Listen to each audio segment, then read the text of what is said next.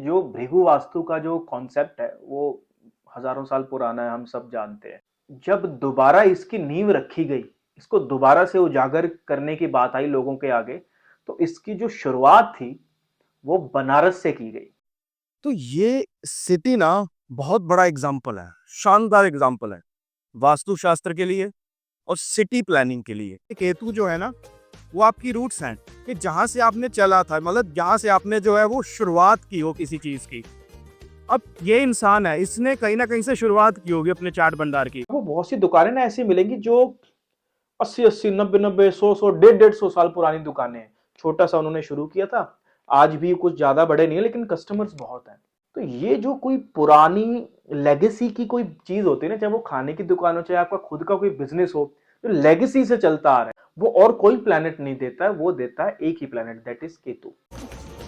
क्यों वीजा है तुम्हारे पास? ए, ए, सफेद कुर्ता है। तो इसके लगन के अंदर Jupiter and Venus, they both are conjunct. तो आपके चार्ट के अंदर जो भी प्लेनेट जुपिटर के साथ कंजंक्टेड होगा, चाहे वो त्रिकोण के अंदर हो, चाहे वो एक हाउस के अंदर हो, तो उस प्लेनेट से आपको हमेशा एक अच्छी गाइडेंस मिलती रहेगी। वीनस जुपिटर का कॉम्बिनेशन है, तो वीनस कौन है? वीनस वाइफ है। तो जुपिटर कौन है? Jupiter guidance. Then who will give you good guidance? Wife. Mean जिन लोगों की कुंडली के अंदर मंगल केतु का कॉम्बिनेशन होता है ना, वो ज्यादा अच्छा बता सकते हैं। तो जैसे ये बैठा, कौन से कॉम्बिनेशंस काम कर रहे हैं जो उनको फेम दे रहे हैं। ये जो मैं वीडियो बना रहा हूं, ये जस्ट एक एक्सपेरिमेंट है। अगर आप इस वीडियो को ध्यान से ऑब्जर्व करेंगे, समझने की कोशिश करेंगे, तो आपको एक चीज बड़ी अच्छी समझ में आएगी कि आप किसी भी प्लेनेट का ट्रांजिट कैसे देख सकते हो आपकी प्रैक्टिकल लाइफ में, और आपके नेटल कोई प्लेनेट के ऊपर से कौन कौन प्लैनेट्स का ट्रांजिट हो रहा है, उसके रिजल्ट हम डे टू डे लाइफ में कैसे देखते हैं। मीन्स के जैसे राहु का ट्रांजिट अगर जुपिटर पे से हो रहा है और जुपिटर का ट्रांजिट किसी और प्लेनेट पे से हो रहा है, तो इन दोनों चीजों को आप अपने पर्टिकुलर लाइफ के अंदर, अपने प्रैक्टिकल लाइफ के अंदर किस तरीके से ऑब्जर्व करोगे। इसमें मैं, ये जो टूर है ये बनारस का है, बनारस वाराणसी का है, और ये जस्ट एक एक्सपेरिमेंट है। उम्मीद करता हूँ कि आप सब लोगों को ये पसंद आए। ये जो मेरा फर्स्ट ट्रैवल व्लॉग है, इसमें मैंने ट्रैवल और एस्ट्रोलॉजी को कंबाइंड किया है। इसमें होगा क्या कि हम जो है, जो लोकल चीज़ें हम ऑब्जर्व करेंगे, लोगों की दुकानों को देख के, लोगों की लाइफ को देख के, तो उनके ऐसे कौन से कॉम्बिनेशंस काम कर रहे हैं जो उनको फेम दे रहे हैं, या जो उनका काम बना रहे हैं, या उस जगह की क्या एनर्जी है। वास्तु पर भी हम उस पर बात करेंगे। ट्रैवल करते करते हम देखेंगे भी एक्चुअल प्रैक्टिकल चीजें कैसे वो काम कर रही है।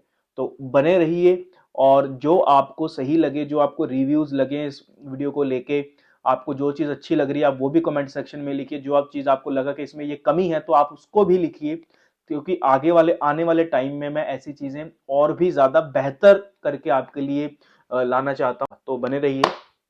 सभी का बहुत बहुत धन्यवाद। तो सबसे पहले सभी को बहुत बहुत थैंक यू इतना प्यार देने के लिए। ये मेरा एक पहला कह लो कि ट्रैवल व्लॉग है, और मैं चाहता हूँ कि ट्रैवल के साथ मैं एस्ट्रोलॉजी को क्लब करने की ट्राई करूँ पहली बार। तो अभी हम जा रहे हैं बनारस, काशी, और अभी मैं हूँ अपने होम टाउन में। यहाँ से हम जाएंगे न्यू दिल्ली। न्यू दिल्ली से लेंगे सुबह की ट्रेन और फिर हम पहुँचेंगे लखनऊ, और लखनऊ पहुँचने के बाद हम जाएंगे दोस्त के पास, यानी कि पवन के पास, डॉक्टर पवन के पास, और उसके साथ हम जाएंगे काशी। तो चलते हैं। टिप नंबर 1,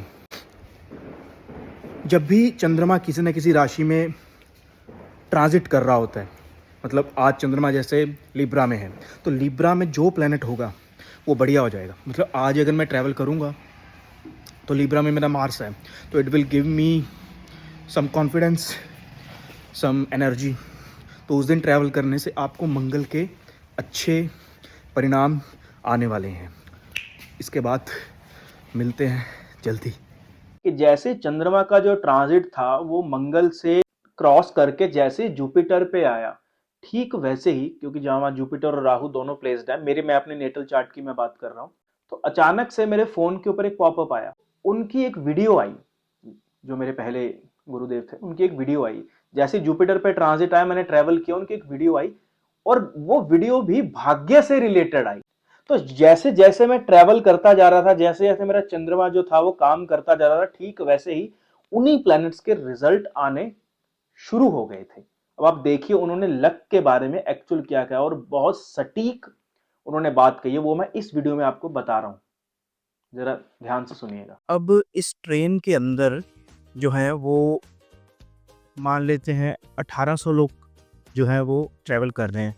मान लो इसमें 20-22 डब्बे भी हैं और हर एक कोच में जो है 80 लोग ट्रैवल कर रहे हैं ऑन एन एवरेज। तो 1800 लोग हम मान के चलते हैं, अभी ऑन एन एवरेज हो सकता है इस ट्रेन के अंदर ट्रैवल कर रहे हो दिल्ली से लखनऊ तक। भगवान ने हर किसी को जो है वो 12 राशियाँ दिए, 9 ग्रह दिए और 9 ही ग्रहों की दशाएं दी हैं, 12 भाव दिए जो फिक्स है। हो सकता है 200 लोगों की सूर्य की महादशा चल रही हो, 200 लोगों की जुपिटर की महादशा चल रही हो, 200 लोगों की केतु की महादशा चल रही हो, 200 की चंद्रमा की चल रही हो, एंड सो ऑन। काफ़ी लोगों की सेम महादशा चलती हो सकती है, काफ़ी लोगों की सेम अंतरदशा चली हो सकती है इस जो ट्रेन में ट्रैवल कर रहे हैं। तो सबको अलग अलग रिजल्ट आ रहे होंगे। सोचने वाली बात है ना कि सबको अलग अलग रिजल्ट होंगे, क्योंकि सबके अपने अपनी दशाएं हैं, अपने अपने प्रारब्ध हैं, अपने अपने कर्म हैं, अपने अपने बैलेंसेस हैं, सबको अलग अलग रिजल्ट आएंगे। लेकिन ट्रेन एक ही में सवार है, सभी लोग अलग अलग अतीत लेके आ रहे हैं, अलग अलग प्रारब्धों का पैकेज लेके आ रहे हैं, लेकिन ट्रेन एक में सवार है। लेकिन सबके इस ट्रेन में अलग अलग एक्सपीरियंसेस हैं। कोई खुशी में जा रहा है, कोई दुख में जा रहा है, कोई हमारी तरह फकीरों की तरह जा रहा है, क्या पहना है, क्या रखा है, क्या खाया कुछ पता नहीं, क्या वीडियो बना रहे हैं, कैसी एडिटिंग हो रही है, क्या बोल रहे हैं, कोई लेना देना नहीं है। कुछ लोग बोलेंगे कर्मों का खेल है, कुछ लोग बोलेंगे भाग्य का खेल है। अब भाग्य से बात याद आई, अभी अभी एक बहुत सुंदर बात सुनने को मिली गुरुदेव से। वो गुरुदेव जिनके कारण मैंने एस्ट्रोलॉजी सीखनी शुरू की थी, जिनसे इंस्पायर होके, हम दोनों का बर्थडे भी सेम डे को ही पड़ता है, तो उनसे आज भी मतलब वो मेरे पहले गुरु हैं अकल्ट साइंसेस में। उन्होंने बहुत अच्छी एक वीडियो डाली थी। वो कहते कि भाग्य क्या है एक्चुअल में। भाग्य को समझिए कि भाग्य एक्चुअली है क्या चीज़। कोई इंसान कोई चीज़ चाहता है, ठीक है, अब उसकी वो इच्छा है, तो या तो वो पूरी हो जाएगी या वो पूरी नहीं होगी। तो जो प्रॉब्लम है वो इच्छा है। अगर पूरी हो जाती तो सुख होता है, नहीं होती तो दुख होता है। तो प्रॉब्लम सुख दुख नहीं है, प्रॉब्लम वो इच्छा है जिसके कारण वो सुख या दुख आ रहा है। अब एक चीज़ वो होती है जो आप चाहते हो, और एक चीज़ वो होती है जो आपके लिए होनी अच्छी होती है। अब एक चीज़ मैं चाहता हूँ और एक चीज़ मेरे लिए होनी अच्छी है, दोनों में काफ़ी फ़र्क है, और एक बहुत थिन लाइन का फ़र्क है इन दोनों चीज़ों में। जो लकी इंसान होता है ना, उसकी इच्छाएं कम होती है, और जो वो चाहता है कम से कम चाहता है, वो उसका एट द टाइम उसके लिए होना अच्छा होता है, वो पूरा हो जाता है, वो इंसान लकी है। और जो इंसान अनलकी होता है ना, उसकी इच्छाएं बहुत होती हैं। जो उसके लिए होना अच्छा होता है वो तो हो ही जाता है, लेकिन जो नहीं होता उसके लिए वो दुख मनाता है। तो अपने आप को अनलकी गिनता है कि ये मैं अनलकी हूँ, ये लकी है क्योंकि इसकी इच्छाएं पूरी हो गई। नो, वो मिनिमलिस्ट है, उसकी इच्छाएं इतनी नहीं है। हो सकता है अगर हम इसको एस्ट्रोलॉजिकल वे में समझें, एस्ट्रोलॉजिकल न्यूमरोलॉजिकल वे में हम इस चीज़ को समझते हैं। एस्ट्रोलॉजिकल वे में भाग्य आपका कौन सा हाउस है, 9th हाउस है।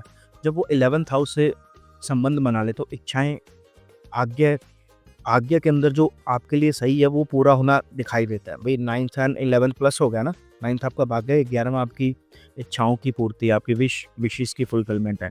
तो जो आपके लिए होना अच्छा है तो वो अच्छा होगा। अगर वो एक अच्छे कंडीशन में बैठा है, अगर वो थोड़ा डिस्टर्ब्ड है तो आपको उसके अकॉर्डिंग चलना पड़ेगा, वरना वो आपको ख़राब करेगा।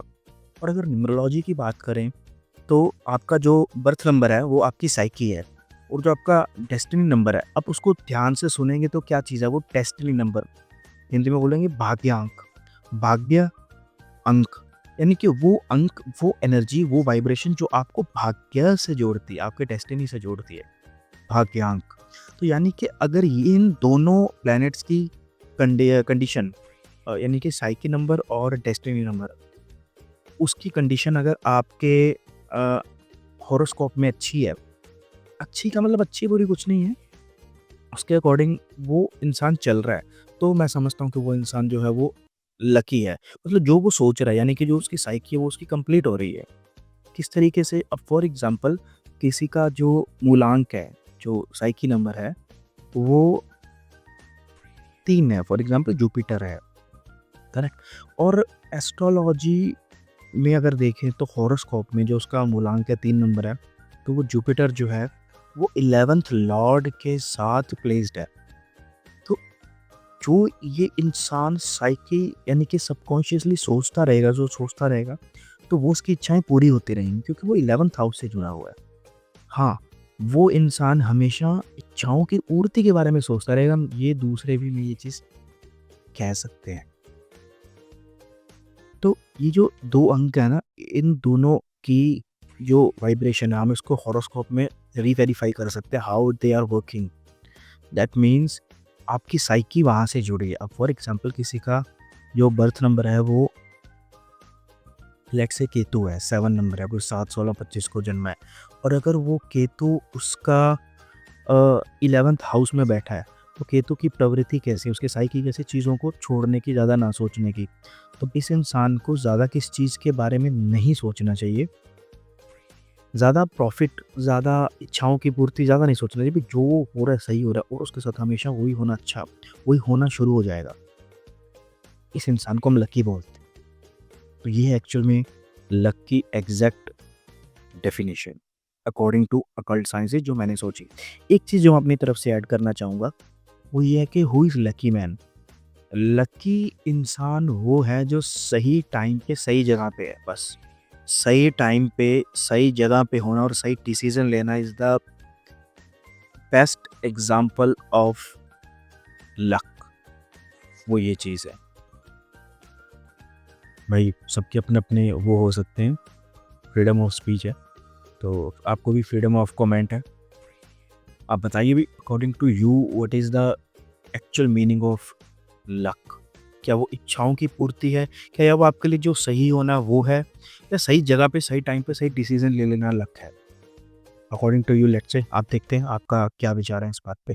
दरअसल देखिए, जो भृगु वास्तु का जो कॉन्सेप्ट है वो हजारों साल पुराना है, हम सब जानते हैं।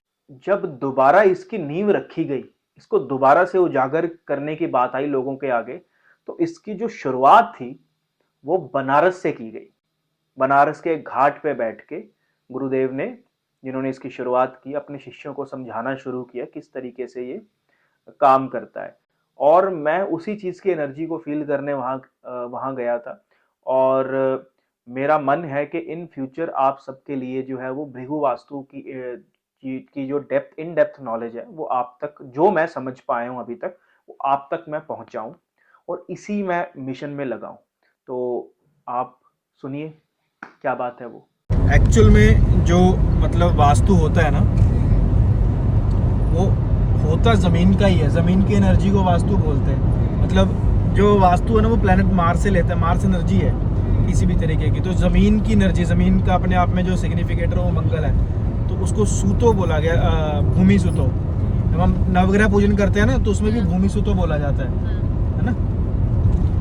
तो जो मंगल की जो एनर्जी है वो वास्तु की एनर्जी, मतलब उसको बोला गया है। अब जिस शहर में, जिस प्रोविंस में, भारत के या दुनिया के किसी भी जिस भी एरिया में, मतलब एक कहावत बोली जाती है, ये इंसान किस मिट्टी का बना है, किस आइडेंटिटी को सूट नहीं कर रहा। तो जितने भी अलग अलग शहर हैं दुनिया के, शहर मतलब अलग अलग राशियाँ हैं, मतलब अलग अलग इन्वायरमेंट्स हैं, तो उनकी अपनी अपनी एनर्जी है। तो अगर पहाड़ों पे लोग रह रहे होंगे तो उनकी अलग एक कैरेक्टरिस्टिक्स होगी, क्योंकि वहाँ की सॉइल अलग है, यहाँ की सॉइल अलग है, वहाँ अलग, ब्लैक सॉइल अलग है, रेड सॉइल अलग है। तो ये जो वास्तु है ना, एक्चुअल में जब जैसे एक टाइप ऑफ वास्तु है भृगु वास्तु इसको बोलते हैं। तो भृगु वास्तु तो मतलब बहुत पुराना है, लेकिन एक टाइम पे आके ना ये वो हो गया था, हाँ मतलब लोगों से अलग हो गया था। तो फिर किसी ऋषि मुनि ने, जो एक गुरु ने दोबारा से इस चीज़ को जगाया। पता है कहाँ जगाया, कहाँ से दोबारा शुरू किया? जहाँ अभी हम जा रहे हैं, बनारस। बनारस के किसी घाट पे बैठ के उन्होंने अपने शिष्यों को इकट्ठा किया और उन्होंने प्रण लिया कि मैं जो भृगु वास्तु जो लुप्त हो गया था उसको मैं दोबारा से जागृत करना चाहता हूँ। तो उन्होंने जो शुरुआत की ना वो भूमि से, भूमि की एनर्जी से की। जैसे आप कह रहे हो कि भाई अगर अभी हम कोई लैंड लें या कोई किसी तरीके की कोई प्लॉट लें तो क्या आप बता दोगे कि अच्छा है या बुरा है? बता सकते हैं, लेकिन उसके लिए इंट्यूटिव पावर बहुत चाहिए। इंट्यूटिव वास्तु कह लो या बंदे के अंदर की इंट्यूशन बहुत अच्छी होनी चाहिए। अगर ये प्रैक्टिस करे तो ये बता सकता है। मैं नहीं बता सकता इतना, मेरे अलग कॉम्बिनेशन है। मेरे पापा बता सकते हैं, उनके कॉम्बिनेशन में अच्छा है। और जिन लोगों का जन्म श्रवण नक्षत्र में हुआ हो, जैसे मेरा जन्म श्रवण नक्षत्र में हुआ है और मार्स केतु का कॉम्बिनेशन हुआ, तो वो इंसान पता सुन के बता देते हैं कि ये लैंड अच्छी है या बुरी। सुन के मतलब लैंड की आवाज़ सुन के, बिल्डिंग की आवाज़ सुन के, मतलब वो गए, उन्होंने ऐसे टच किया, लैंड को ऐसे टच किया या हाँ, मतलब उन्होंने ना लैंड को टच कर लिया या बिल्डिंग को ना, दीवार को टच करके वो सुन सकते हैं भाई यहाँ पे क्या क्या हुआ है।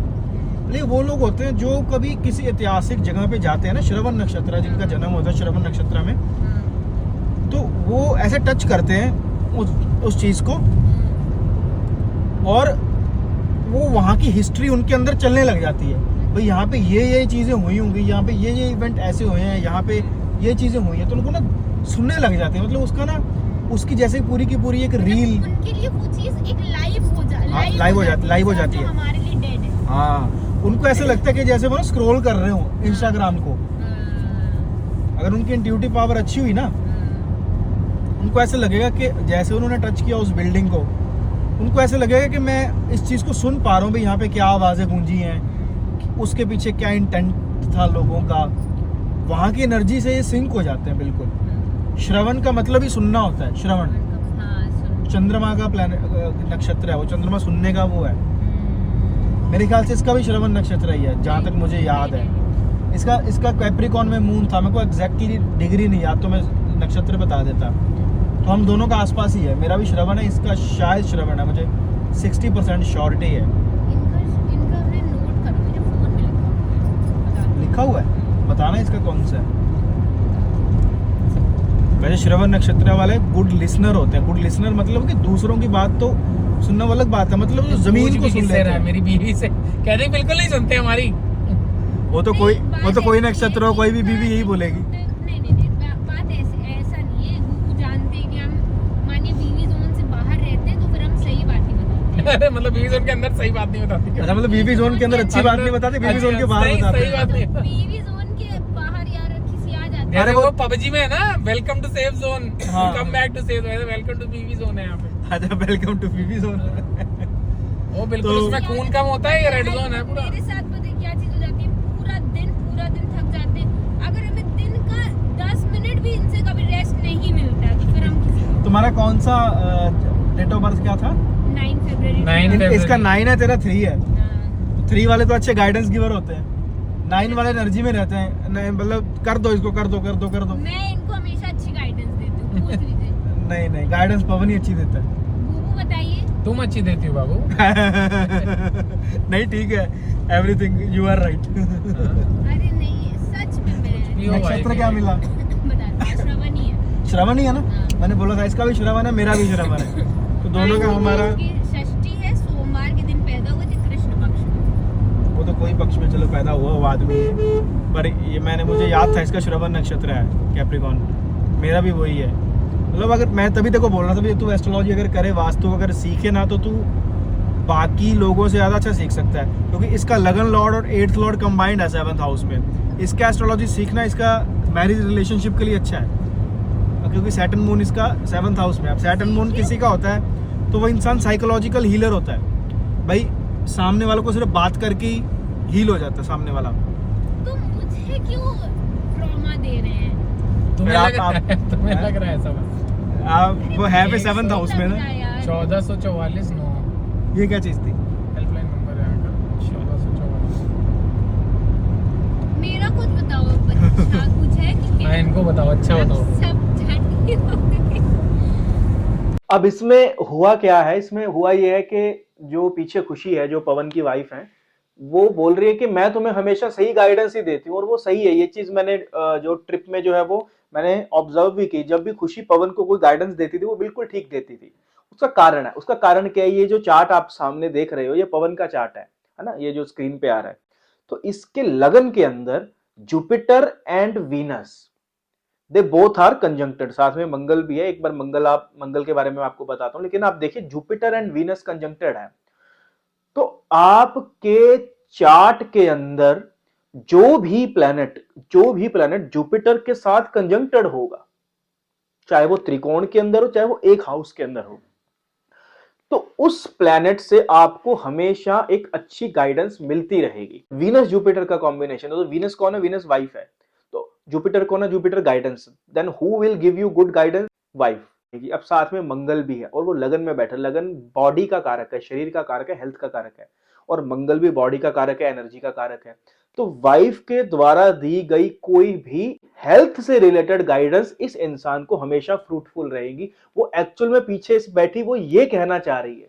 अब उसको नहीं मालूम कि वो जो बोल रही है वो खुद नहीं बोल रही, वो पवन के जो लगन में बैठे हुए प्लैनेट्स हैं वो खुद ऐसी बात कर रहे हैं। जो भी प्लैनेट जुपिटर के साथ कंजंक्टेड होगा आपके चार्ट के अंदर, तो आपको गाइडेंस वहां से मिलेगी। अब फॉर एग्जांपल आपके चार्ट के अंदर राहु जुपिटर का कॉम्बिनेशन है, तो आपको अच्छी गाइडेंस आपके दादाजी से मिलेगी, आपको अच्छी गाइडेंस कोई अच्छी मूवी देख के मिलेगी। केतु जुपिटर का, तो आपको आपकी अच्छी गाइडेंस आपके नाना जी से मिलेगी।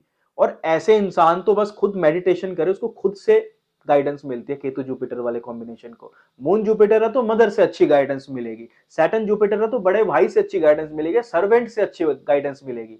अब कभी कभी होता क्या है ना, कभी कोई हमारे सर्वेंट कोई चलता फिरता कोई ऐसी बात बोल देता जो हमें लगता है हाँ यार इसने बात ठीक कही, तो वो उनकी गाइडेंस आपको फलीभूत होगी जहां जुपिटर जिसके साथ वो प्लेस्ड है। तो एक्चुअल में वो ये कहना चाह रही है कि मेरी गाइडेंस तो भाई हमेशा सही होती है, और ये उसने बाद में एक्सेप्ट भी किया। ठीक है, तो ये कहने के लिए मेरे को किसी ने पैसे नहीं दिए थे, ना पवन ने ना खुशी ने, तो ये मेरी खुद की ऑब्जर्वेशन थी। तो जैसा आपको ठीक लगे आप इस चीज को समझिए, और देखते हैं अब आगे हो क्या रहा है।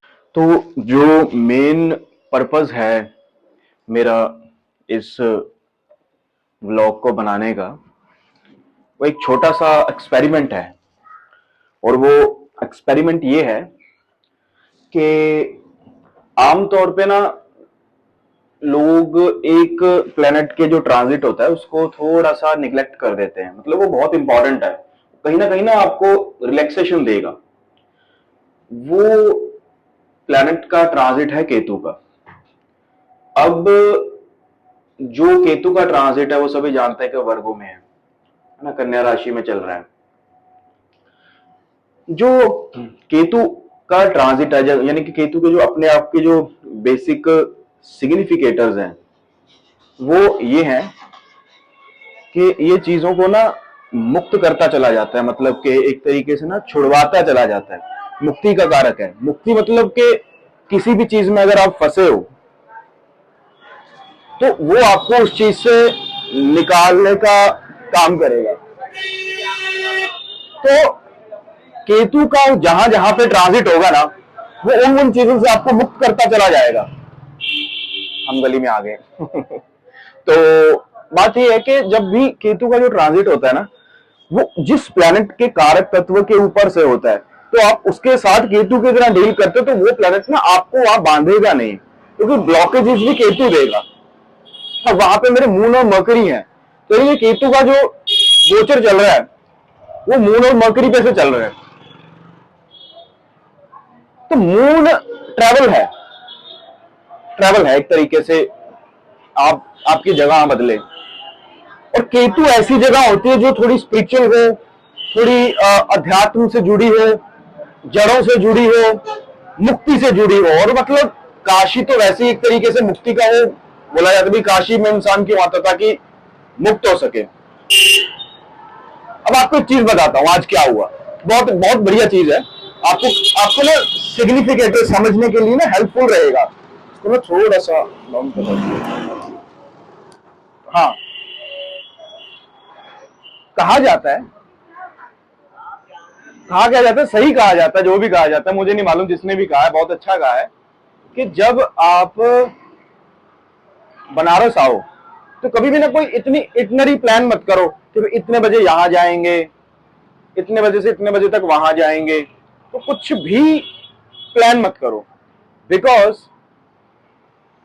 जब आप बनारस में आते हो, जब आप काशी में आते हो, तो काशी डिसाइड करेगा कि आपको कब कहां जाना है, कितने बजे कहां जाना है, क्या करना है, वो डिसाइड करेगा, बस आ जाओ। अगर आप ज्यादा डिसाइड करने लग गए ना भी इतने बजे इस घाट पे जाएंगे, इतने बजे ये खाने जाएंगे, तो कुछ ना कुछ ब्लॉकेजेस आते रहेंगी। लेकिन जब आप यहाँ के सरेंडर कर देते हो, भाई हम आ रहे हैं, तुम्हें जो मन करता है, जो तुम्हारा मन करता है, तब वहां जाएंगे, वो बढ़िया रहेगा। अब कैसे, मैं आपको एक बात बताता हूँ। आज सुबह क्या हुआ कि हम गए हुए थे कहीं पे काशी से बाहर कुछ टाइम के लिए, तो बहुत भूख लगी। मैंने कहा मैं तो भी खाने जा रहा हूँ। कहाँ खाने जा रहे हो? कोई एक पर्टिकुलर जगह है खाने की, राम भंडार है। अब गूगल मैप देखो, गूगल मैप पे ज्यादा भरोसा भी नहीं करते, वो कभी कभी आपको ना डिस्ट्रैक्ट भी कर देता है। होता क्या, वहां पे ओपन दिखा रहे हैं और बहुत भूख लगी हुई, और गलियों में हम खो गए। भाई ठीक है भाई, मजा भी आ रहा है खो के। अब मैं पूरा प्लान करके जा रहा हूं कि राम भंडार जाएंगे, पूरी खाएंगे, वहां जाके वो बंद, क्लोज, ब्लॉक हो गया। भूख और बढ़ गई। फिर एक और देखा, ये भी बहुत मशहूर है, वहां चलते हैं। वहां गए, वो भी बंद। मेरे माइंड में एकदम से बात आई, मैं क्या कर रहा हूं, मैं प्लानिंग कर रहा हूं बहुत ज्यादा। अब उतने ही ज्यादा, थैंक यू, अब उतने ही ज्यादा भूख लग रही है। मैंने देखी जाएगी, जो मिलेगा खा लेंगे, और ऐसे कह के ना सरेंडर करके चल दिया। अब हुआ क्या, सामने से एक कपल आता है, किसी को जान तो रही नहीं, वो आता है, वो लग जी ये कहा, मैं कहती मैं भी आपकी तरह खो गया हूँ गलियों में, छोटे छोटे, इतनी बढ़िया बढ़िया यहाँ पे मजा आता है, यहाँ की वाइब भी अलग है, तो खो गए। वो बोल रहे हैं कि जी आपको कहाँ जाना है? मैं कहा मुझे तो कुछ खाना है। कहते आपको? मैं हम तो मेन रोड पे निकलना है। मैं कहा चलो ठीक है, इधर होगी मेन रोड। कहते आज यहीं से चलते हैं, मेरे साथ चलो। मतलब वो मुझे बोल रहे हैं हमारे साथ चलो। ठीक है, हम चल पड़े, और जैसे ही मैं उनके पीछे चला, जैसे ही अगली गली मुड़ी, वहां बहुत बढ़िया कुछ खाने को मिल गया, और मैं वहां रुक गया, वो अपना चले गए, मुझे नहीं मालूम वो कब गए, कैसे गए। चंद्रमा खाना है, भूख है, मतलब सॉरी फूड आपका फ्यूल है। और केतु का ट्रांजिट किस पे हो रहा है? मून एंड मरकरी पे। मैं क्या कर रहा हूं, काशी जैसी नगरी में आके प्लानिंग कर रहा हूं। लेकिन करना क्या चाहिए? सरेंडर। जैसी दी मूवमेंट मैंने सरेंडर किया, मुझे बढ़िया से बढ़िया चीजें मिलनी शुरू हो गई। अब भी जो मेरे साथ आए हैं वो भी बहुत प्लानिंग कर रहे हैं कि ये करेंगे, वो करेंगे, ऐसे करेंगे, वैसे करेंगे। बट हो क्या रहा है, वो सो रहे हैं होटल में। कब से? दोपहर के तकरीबन 12-1 बजे से 6 बज गए, तकरीबन 6 घंटे से वो सो रहे हैं। बहुत प्लान किया था उन्होंने भी, सेम इटनरी प्लान की भी, ऐसे करेंगे, वैसे करेंगे, यहां जाएंगे, वहां जाएंगे, वो पड़े। हम चल दिए भी, जो मिलेगा, जैसा मिलेगा खा लो, वैसा नहीं मिलेगा नहीं खाएंगे। जब भी केतु का ट्रांजिट मून पे होता है तो इंसान को मेंटली वो क्या करता है, वो थोड़ा सा ना स्लो कर देता है, ब्लॉक कर देता है, डिप्रेशन में डाल सकता है। लेकिन जब दी मोमेंट इंसान सरेंडर कर देता है, तो जैसा मिलेगा वैसा खा लेंगे, जब मिलेगा तब खा लेंगे, नहीं मिलेगा नहीं खाएंगे, छोड़ दो। उसी टाइम से उसके साथ होना शुरू हो जाता है सही। जैसे कल हम बात कर रहे थे लक की। लक क्या होता है भाई? जब आप जो सोच रहे हो, जो आपके लिए सही हो जाए, वो आपके लिए लक है। तो केतु के ट्रांजिट को लेके मैं थोड़ा सा वो था भी, चलो एक एक्सपेरिमेंट किया जाए भी, क्या जब केतु का ट्रांजिट मून मरकरी जैसे प्लैनेट से हो, तो अगर हम उस चीज को यूटिलाइज कैसे करते हैं ट्रैवल करके। मरकरी क्या, मरकरी लर्निंग है। मैं खुद कुछ ना कुछ सीखने आया हूं, जो सीख रहा हूं आपके साथ शेयर कर रहा हूं। ये कहीं लिखा तो है नहीं किसी किताबों में कि जब केतु के ऊपर, केतु का ट्रांजिट मून पे से हो तो आप काशी जाओ। गुरुदेव से सीखे हैं, सूत्र सीखे हैं, अपनी लाइफ में उतार रहे हैं, खुद से एक्सपेरिमेंट कर रहे हैं। सक्सेसफुल हुआ तो ठीक, नहीं हुआ तो ठीक, कर रहे हैं तो बस कर रहे हैं। तो वो चीज चल रही है लाइफ में। अब जब भी यहाँ आप आते हैं, जब यहाँ की गलियों में इंसान खो जाता है ना, जैसे कल हम कोशिश करेंगे कि अगर काशी ने चाहा कि कल ऐसे निकला जाए, सुबह निकल लेंगे जैसा ये चाहे। मतलब यहां आके ना आप कभी कुछ प्लान मत करो। तो ये चीज बहुत इंपॉर्टेंट है केतु के ट्रांजिट के लिए। जय श्री राम। तो आपने इसको एज ए कोई घूमने का स्पॉट, या मतलब कोई पर्टिकुलर कोई चीज देखनी है या पर्टिकुलर चीज के साथ जुड़ना है, वैसा कुछ कभी मत डिसाइड करना। जब भी आओ यहाँ पे ना, सरेंडर करके आओ, ज्यादा बढ़िया रहेगा। बाकी सबके अपने अपने व्यूज होते हैं, सबकी व्यूज की अपनी अपनी वैल्यू है। बड़ी आज तो रश भी कम है।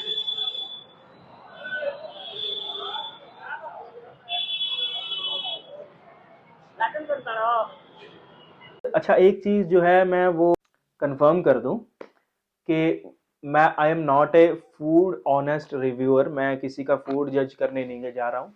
जो फूड के रिव्यू अब आपको पवन दे देगा अच्छे से। डॉक्टर साहब कैसा लगा आपको पिज़्ज़ेरिया कैफे? ये बिक गई है गवर्नमेंट, ये यूट्यूब वाले बिक गए हैं सारे, ये सब बिक चुके हैं। ये लोग जहाँ बताएं वहाँ बिल्कुल मत जाएं। इसका मतलब लोकल फूड ट्राई करें, लोकल फूड। ठेले वाला बहुत अच्छा दे रहा है इनसे, ये खुद ठेले वालों पे खा रहे हैं। Excuse me, mind your language, I am not your यार।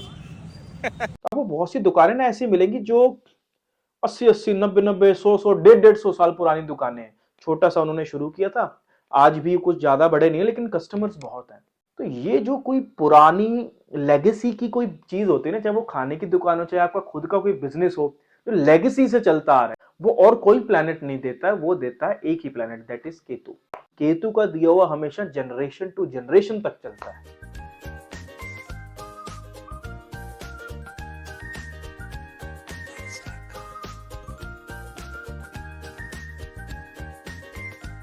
ये जो पीछे मेरे भीड़ है ना, ये काशी विश्वनाथ मंदिर की नहीं है, ये काशी चाट भंडार की है। अब यहाँ इतनी भीड़ जो है, पहले तो जो आदमी का काम जो चलता है ना, वो शनि चलाता है। जो मतलब इसका मालिक होगा ना, मैं बिना कुंडली देखे कह सकता हूँ ये चीज़ कि इसके मालिक के कुंडली के अंदर सैटर्न के साथ, उसके त्रिकोण के अंदर मून, केतु और शुक्र तो जुड़े ही होंगे, साथ में सूर्य भी होगा, क्योंकि फेम सूर्य का काम है। खाना जो है वो चंद्रमा है, और एक तरीके से ऑथेंटिक खाना कह लो या ट्रेडिशनल एक फूड कह लो, लोकल फूड कह लो, वो केतु है और शुक्र पैसा है। तो उसने उसको फेम दिया, ठीक है, मतलब वो उसका काम चल पड़ा, लोग आ रहे हैं, बहुत सारे आ रहे हैं। लेकिन मैं एक बात बोलता हूँ, अभी हम ऊपर 1 घंटा बैठ के आए, तकरीबन सब उनकी आइटम्स खाई, और पहली बार नहीं खाई है, दूसरी तीसरी बार खाई। और ये वही दुकान है जहाँ पे अंबानी, ये जो वाइफ हैं अनीता अंबानी जी, उन्होंने यहाँ खुद आके उनको ऑर्डर दिया था। मतलब मशहूर है ना, तो एक तरीके से अपने बेटे की शादी के लिए। एक बात हमेशा याद रखना कि केतु जो है ना, वो आपकी रूट्स हैं, कि जहाँ से आपने चला था, मतलब जहाँ से आपने जो है वो शुरुआत की हो किसी चीज़ की। अब ये इंसान है, इसने कहीं ना कहीं से शुरुआत की होगी अपने चाट भंडार की, यहीं से, छोटी सी से, और शुरुआत की है, दैट मीन्स उस टेस्ट से। वो टेस्ट होगा कोई ना कोई, वो टेस्ट होगा, वो मसाले होंगे। तो जब कभी आपको कोई ऐसा इंसान लगे जो अपनी जड़ें छोड़ता हुआ दिखाई दे, मीन्स जो राहु का काम है ना, वो आपको एकदम से फेम दे देगा। जैसे हो सकता है अभी नॉर्मल से क्लाइंट्स आ रहे हो, एकदम से बहुत रश चल रहा हो, सोशल मीडिया पे बस आप छा रहे हो, तो वो जो काम है ना, वो एक ही प्लेनेट कर सकता है, वो राहु दे सकता है, रातों रात तरक्की देना। पर उसके बाद, तरक्की होने के बाद, अगर वो आदमी अगर आपको अपनी जड़ें छोड़ता हुआ दिखाई दे, आपको लगे भी ये इंसान जो है वो जड़ें छोड़ रहा है, तो समझ लेना कि जिस तरीके से केतु ने उसको स्टेप बाय स्टेप ऊपर लेके जाया था, वो नीचे भी लेके आ सकता है। तो जैसे हम जानते हैं कि भी एकदम से फेम देता है वो राहु देता है, चाहे वो सोशल मीडिया के थ्रू दे, चाहे वो अंबानीज के थ्रू दे। तो कभी भी जब कोई मुकाम हासिल हो जाए तो इंसान को कभी सिंप्लिसिटी नहीं छोड़नी चाहिए। और अगर उसके बाद भी उसमें एरोगेंस आ रही है, that means they are making negative effect of sun. मतलब वो फेम को डाउन कर रहेगा, कहीं ना कहीं डिफेमेशन दे रहेगा, जैसे वो कुल्लर कपल के साथ हुआ है ना। तो वो एकदम से फेम भी देता है, एकदम से डिफेमेशन भी देता है। तो इनको एकदम से तो फेम मिला नहीं, धीरे धीरे धीरे सोशल मीडिया ने चढ़ाया। लेकिन कभी जड़ें नहीं छोड़नी चाहिए, कभी वो टेस्ट जो है ना, किसी को जो 2 साल पहले था जैसे हम कभी आए थे तो वैसा ही रखें, तो चीज़ें जो है वो अच्छी रहती हैं। तो अच्छी बात है, हम अगर मुझसे राय लेते तो मैं यही कहता। पर एनी हाउ बहुत अच्छा एक्सपीरियंस रहा। जितना खाना था वो तो नहीं खा पाए, जितना हो सके उतना ही खा पाए। और पवन है, पवन टमाटर चाट कैसी लगी? अरे माँ घटिया भाई, अरे इतने इतने ऑनेस्ट व्यू भी नहीं देने थे भाई। कैसी? घटिया भाई। I am not part of this conversation. मैं तो था ही नहीं।